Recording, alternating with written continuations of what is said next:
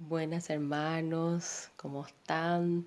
Felices Pascuas de Resurrección para cada uno y que sea también de mucha bendición esta nueva vida de salvación que todos nos hemos ganado mediante Jesús. Nuevamente estamos reconciliados con nuestro Padre Dios, nuestro Padre Creador, el que siempre soñó con nosotros y que tuvo que mandar a su Hijo, a su único Hijo para que podamos alcanzar nuevamente todo aquello que se había perdido, alcanzar el paraíso, alcanzar el cielo nuevamente. Así que hermanos, estamos nuevamente con la amistad, en amistad con Dios. Y eso es maravilloso, algo muy grandioso. Tenemos ese acceso totalmente libre a través de Jesús para llegar hasta Dios, para estar siempre en presencia de nuestro buen Dios. Pedimos a Dios que en este momento nos asista, nos regale mucha luz, mucho entendimiento, mucha sabiduría. Que María, nuestra Madre, que siempre está ahí al lado de Jesús, al lado de su Hijo, y que hasta ahora está allá arriba, velando por nosotros, intercediendo por nosotros sus hijos, que ella también nos asista con la luz del Espíritu Santo para poder entender las enseñanzas de nuestra Santa Madre Iglesia.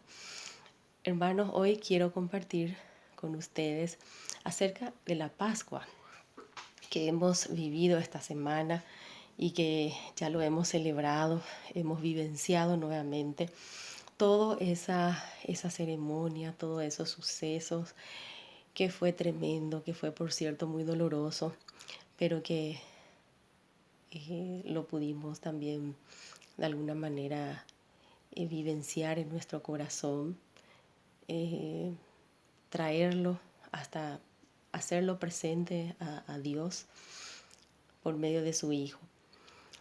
La Pascua, hermanos, judía, como se venía realizando, se realizaba como la fiesta más importante entre los judíos. Tanto que Jesús también lo había realizado la Pascua judía. Siempre lo realizó la Pascua judía.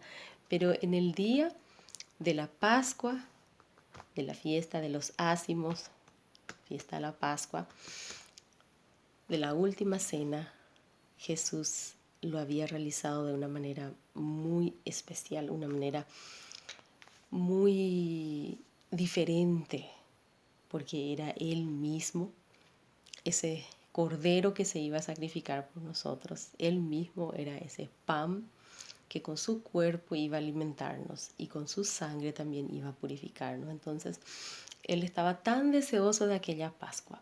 Por eso es que toda la Pascua judía tiene mucho que ver con la Pascua cristiana.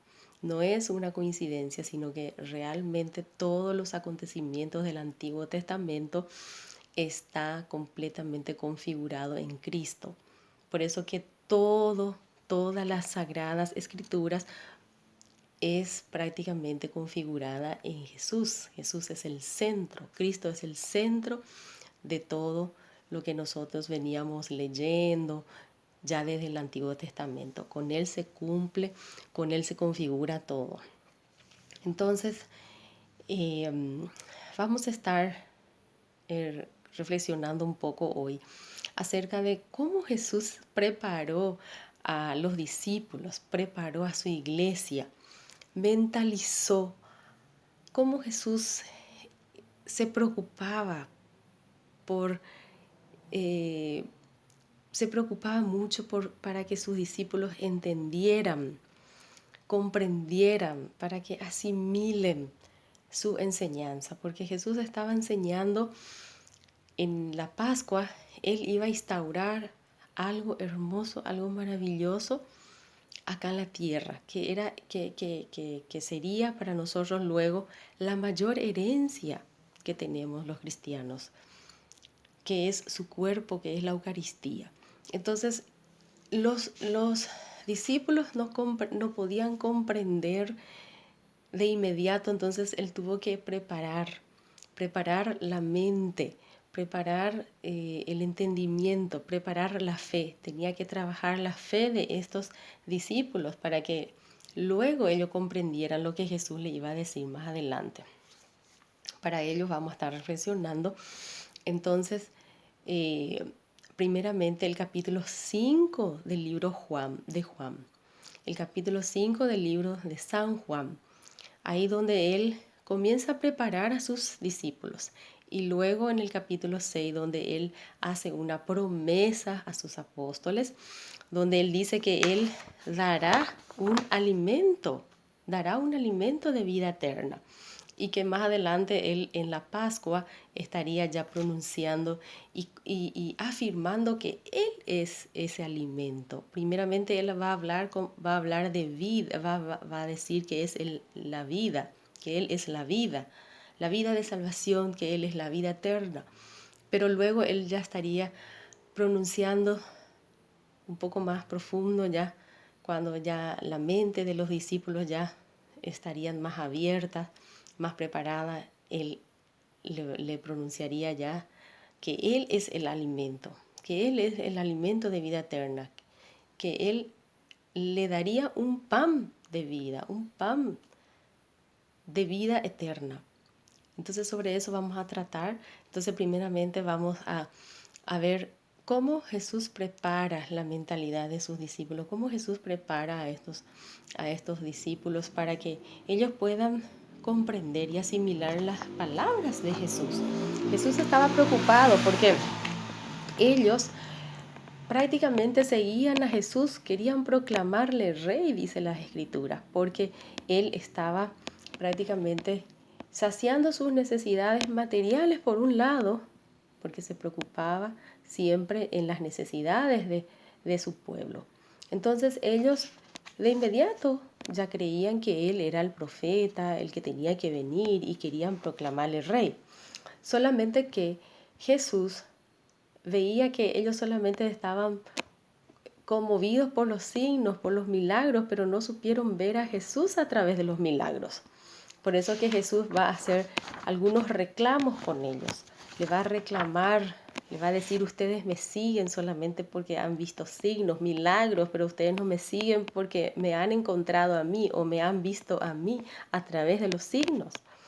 Jesús estaba preocupado porque todavía no entendían, no veían, no reconocían a Jesús como el alimento espiritual. Solamente creían que él era el profeta, el rey que iba a saciar sus necesidades materiales, el rey del mundo, pero él le explicaba justamente que su reino no es de este mundo. Entonces, vamos a comenzar con el capítulo 5 de San Juan. 5, versículo 39. Jesús se queja, Jesús menciona estas palabras y dice: ustedes escudriñan las escrituras. Le dice a los judíos y nos dice a nosotros hoy: ustedes escudriñan las escrituras pensando que encontrarán en ellas vida eterna.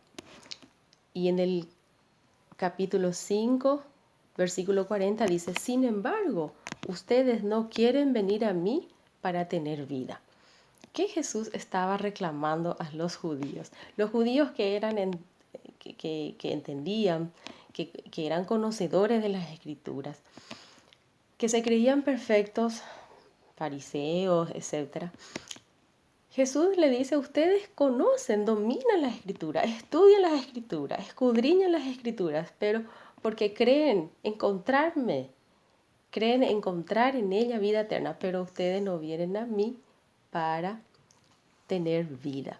No vienen a mí. Esa era la queja de Jesús. O sea, ustedes estudian la escritura, pero no se dan cuenta que las escrituras sirven para encontrarme a mí. Entonces, eso era el reclamo de Jesús. Ustedes no han venido a mí, dice, para encontrar vida. Eso era el reclamo de Jesús. Entonces, lo ideal de las escrituras es encontrar a Jesús, es encontrarnos con Jesucristo. Esa era la queja de Jesús. También Jesús les había dicho a ellos, antes de entrar en el capítulo 6, donde ya le va a hablar a ellos, como se va a presentar él como el pan. Y ahí va a ser mucho más difícil. Entonces Jesús le está como que dando una introducción. Le dice también, le menciona a Moisés en el versículo 46. Moisés, que escribió acerca de Jesús, le dice, si creyeran a Moisés, me creerían también a mí, porque él escribió de mí. Pero si ustedes no creen lo que escribió Moisés, ¿cómo van a creer lo que les digo yo? ¿Cómo van a creer lo que les digo yo si no creyeron en los escritos de Moisés? Moisés que habló de mi parte. Y a él no le creyeron. ¿Cómo creerán en mí, en mis palabras? Entonces él está haciendo un reclamo porque en adelante él estaría enseñando, estaría dejando una enseñanza maravillosa acerca de su cuerpo y de su sangre. Bueno, en el capítulo 6, Jesús comienza a hacer las promesas de que Él dará un pan de vida, un pan de vida eterna. Entonces Jesús pasa, dice el versículo 6, comienza así. Después de esto, de estos reclamos que Jesús le hace a los discípulos, le dice especialmente a los judíos, entonces Él dice en el capítulo 6, después de esto, se fue Jesús a la otra ribera del mar de Galilea, refiriéndose esta a la vida material y a la otra orilla a la vida espiritual. Entonces Jesús deja esta orilla, que es la vida material, para pasar a la otra orilla, dice, refiriéndose a la vida espiritual, que Él va a comenzar a trabajar la fe de los discípulos. Entonces, el maestro por excelencia tenía la capacidad de enseñar a sus discípulos. Y Jesús se subió al monte y se sentó allí con sus discípulos. Jesús se sentó y iba a hacer una hermosa enseñanza a sus discípulos. Entonces sus discípulos tenían que estar atentos al maestro porque el maestro iba a hablar.